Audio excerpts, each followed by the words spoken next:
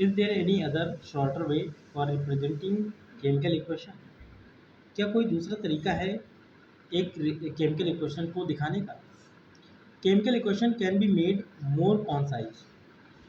Chemical equation को और अधिक सुविधाजनक बनाया जा सकता है एंड यूजफुल और उपयोगी बनाया जा सकता है इफ़ वी यूज केमिकल फार्मूले instead of word.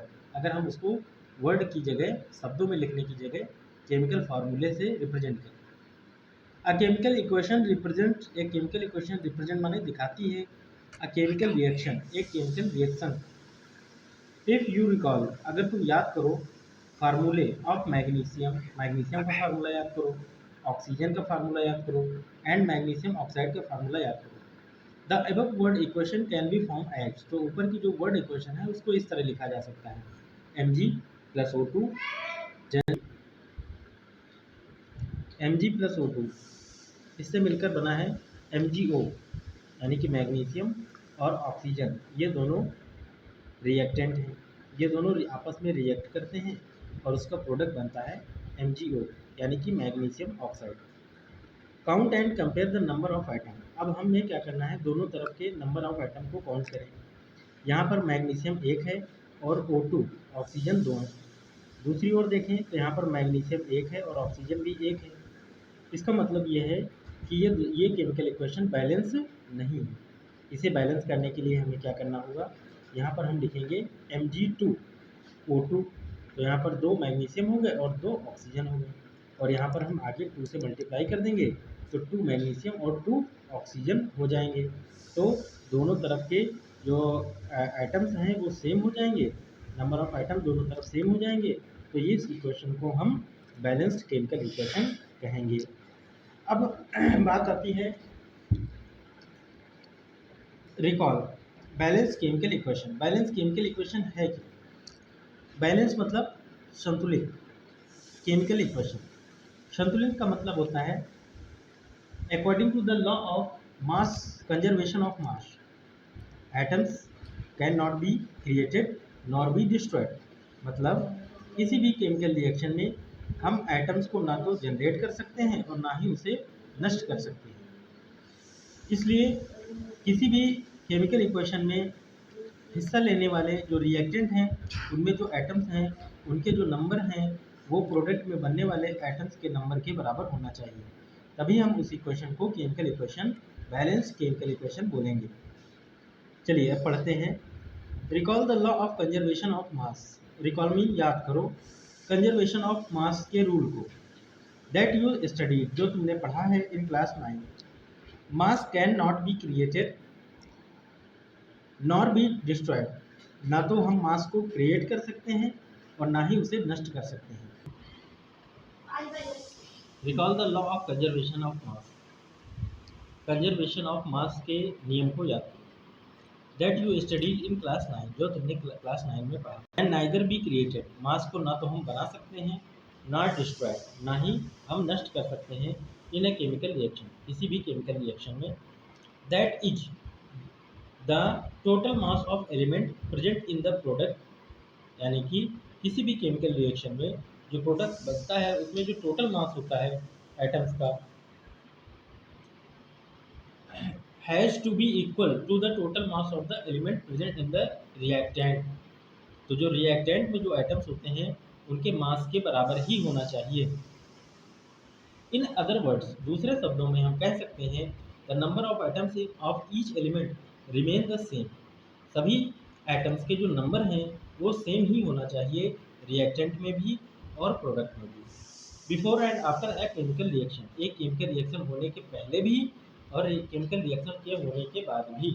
Hence we need to balance a skeletal chemical reaction, इसलिए जो केमिकल रिएक्शन का ढांचा है उसको हमें बैलेंस करने की जरूरत होती है। In the chemical, let us learn about balancing a chemical equation step by step. आओ हम लोग पढ़ें केमिकल इक्वेशन को बैलेंस करना step by step. The word equation for activity 1.3 में भी रिप्रेजेंटेड एट, जो एक्टिविटी वर्ड इक्वेशन है एक्टिविटी 1.3 में वो इस तरह लिखी गई है। जिंक प्लस सल्फ्यूरिक एसिड से मिल करके बना है zinc sulphate plus hydrogen. The above equation, इस इक्वेशन को हम केमिकल फार्मूले में इस तरह लिख सकते हैं। जिंक के लिए Zn, सल्फ्यूरिक एसिड के लिए H2SO4 और जिंक सल्फेट के लिए ZnSO4 और हाइड्रोजन गैस के लिए H2।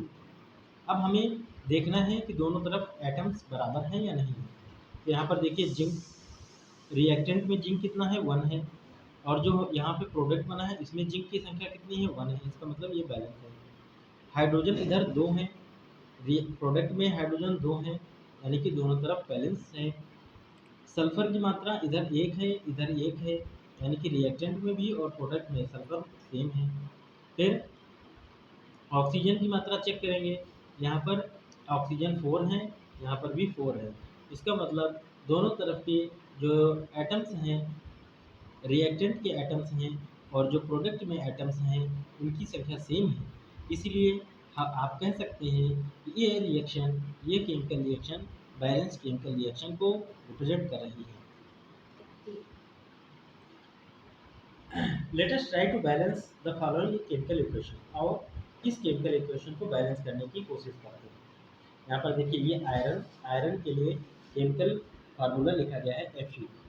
ये वाटर है, वाटर का केमिकल फार्मूला होता है H2O। ये दोनों रिएक्टेंट हैं, ये दोनों इन दोनों रिएक्टेंट को प्लस के साइन के साथ लिखेंगे और इससे जो प्रोडक्ट बनेगा उसको हम एरो की साइन बना करके दूसरी तरफ बनता है Fe3O4 यानी कि फेरस ऑक्साइड प्लस H2 यानी कि हाइड्रोजन गैस। अब हमें ये चेक करना है कि दोनों तरफ के जो एटम्स हैं वो सेम हैं या नहीं है।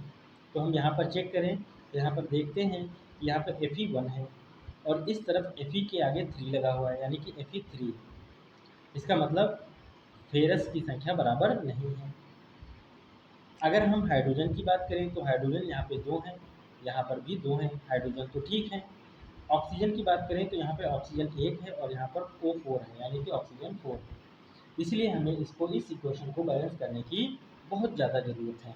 इसके उस तरफ केमिकल इक्वेशन को बैलेंस करने के लिए आपको सबसे पहले क्या करना है, दूसरी तरफ आपने जो इक्वेशन पढ़ी है वो जैसे ही लिखी है उसके चारों तरफ इस तरह डिब्बे बना लेना है। डिब्बे बनाने के बाद आपको क्या करना है, इस तरह की एक टेबल बनाना है। टेबल बनाने में यहाँ पे लिखना है एलिमेंट, यहाँ पे लिखना है number of item in reactant, मतलब इस एरो के इस तरफ जो आइटम्स हैं उनकी संख्या, और यहाँ पे लिखना है number of items in product, मतलब इस एरो के इधर जो आइटम प्रोडक्ट हैं उसमें आइटम्स कितने हैं।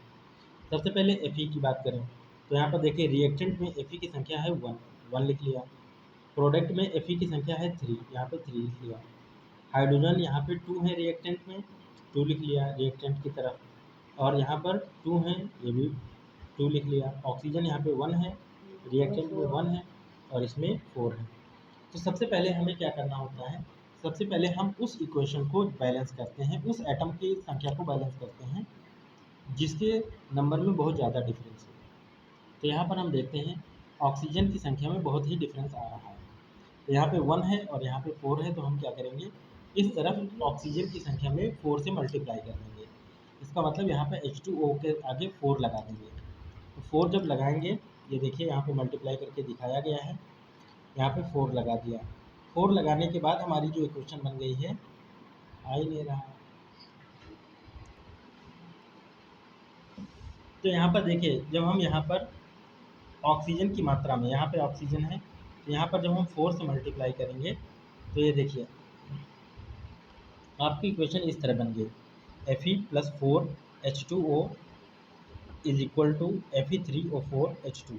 अब हम दोनों तरफ के आइटम्स को चेक करते हैं। Fe यहाँ पर 1 है, यहाँ पे 3 है, यहाँ पर हाइड्रोजन हो गए 4 2 8, यहाँ पे 2 ही है, ऑक्सीजन हो गए 4, ऑक्सीजन यहाँ पे 4 है। तो अब हम क्या करेंगे, अब हम फेरस की यहाँ पे सबसे ज़्यादा डिफरेंस हो रहा है, सबसे ज़्यादा डिफरेंस आ रहा है हाइड्रोजन की संख्या में। तो हाइड्रोजन की संख्या को बराबर करने के लिए यहाँ पे 4 2 8 ऑक्सीजन हो गए, यहाँ पे 2 है, यहाँ पर हम 4 से मल्टीप्लाई कर देंगे। ये देखो मल्टीप्लाई किया है,